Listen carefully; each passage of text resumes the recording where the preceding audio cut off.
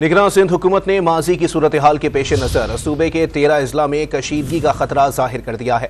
मजीद जानते हैं don news के नुमाइंदे खावर हुसैन से। खावर, बताइएगा कहाँ कहाँ कशीदगी का खतरा है और क्या हिकमत अमली बनाई गई है?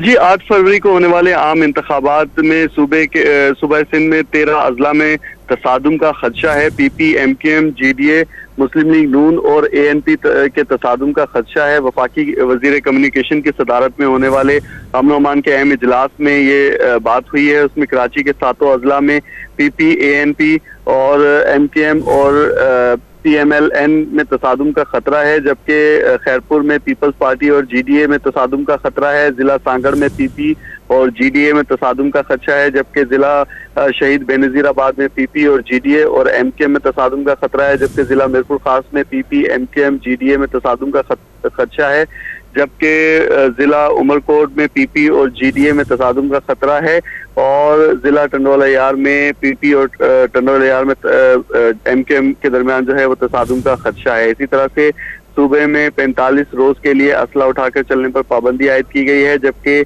6525 इंतहाई हसास तरीन पोलिंग स्टेशन पर खुफिया कैमरे भी नस्ब किए गए हैं और पुलिस और रेंजर्स की भारी नफरी जो है वो पोलिंग स्टेशन के बाहर तैनात की गई है। इसके अलावा फौज को भी रिजर्व पोजीशन में रहने के काम दिए गए हैं। जी बहुत शुक्रिया खावर हुसैन अपडेट करने के लिए।